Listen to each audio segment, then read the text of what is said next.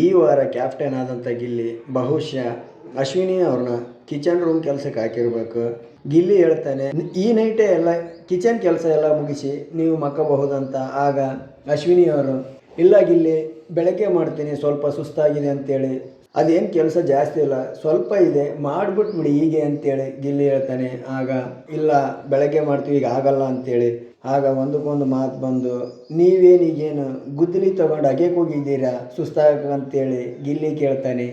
ಆಗ ನಾನು ತಾನು ನೀನು ಅಂತೇಳಿ ಮಾತು ಬಂದು, ಆಗ ಅಶ್ವಿನಿ ಅವರು ನಿಧಾನಕ್ಕೆ ಮಾತಾಡೋ ಅಂತ ಹೇಳ್ತಾರೆ. ಆಗ ಗಿಲ್ಲಿ ಈಗಲೇ ಮಾಡಲೇಬೇಕು ಕೆಲಸ ಅಂತೇಳಿ ಅಶ್ವಿನಿ ಅವರಿಗೆ ಆರ್ಡರ್ ಮಾಡ್ತಾನೆ. ಗಿಲ್ಲಿ, ನೀನೇನು ಕ್ಯಾಪ್ಟನ್ ಆದ್ರೇನು, ನಿನಗೇನು 2 ಕೊಂಬಿದೆಯಾ ಅಂತೇಳಿ ಅಶ್ವಿನಿ ಅವರು ಕೇಳ್ತಾ ಇದ್ದಾರೆ. ಆಗ ಗಿಲ್ಲಿ, ನೀನು ಮೊದಲು ಕ್ಯಾಪ್ಟನ್ ಆಗಿ ತೋರಿಸು, ಆಮೇಲೆ ಈ ಮಾತು ಹೇಳು ಅಂತೇಳಿ ಅಶ್ವಿನಿ ಅವ್ರಿಗೆ ಹೇಳ್ತಾನೆ.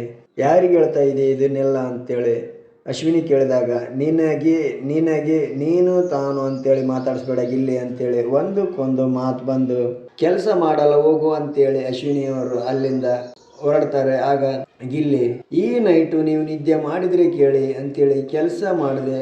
ರಾತ್ರಿ ಅಶ್ವಿನಿ ಅವರು ಮಲಗಿದ್ದಾಗ ಹೋಗಿ ತಟ್ಟೆ ಲೋಟ ತೊಗೊಂಡೋಗಿ ಮಲಗಿರುವ ಅಶ್ವಿನಿ ಅವರ ಕಿವಿ ಹತ್ರ ಸೌಂಡ್ ಮಾಡ್ತಾನೆ. ಅವ್ರನ್ನ ಎಬ್ಸಕ್ಕೆ ಟ್ರೈ ಮಾಡ್ತಾನೆ, ಅವ್ರ ನಿದ್ದೆನ ಹಾಳು ಮಾಡೋಕ್ಕೆ ಟ್ರೈ ಮಾಡ್ತಾನೆ. ಇನ್ನು ನೋಡಬೇಕು ಏನೇನಾಯ್ತಂತ ಎಪಿಸೋಡಲ್ಲಿ.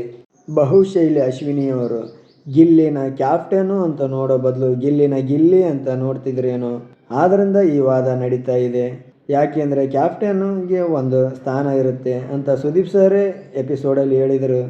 ಇನ್ನು ನೋಡಬೇಕು ಕಾದು ಏನೇನಾಯ್ತು ಅಂತೇಳಿ. ಇರಲಿ ಬಿಡಿ, ಅದೇನು ದೊಡ್ಡ ವಿಷಯ ಅಂತ ಅನಿಸಲ್ಲ. ಯಾಕಂದರೆ ಇವರಿಬ್ಬರು ಯಾವಾಗಲೂ ಕಿತ್ತಾಡೋದು ಮಾಮೂಲಿ ತಾನೇ.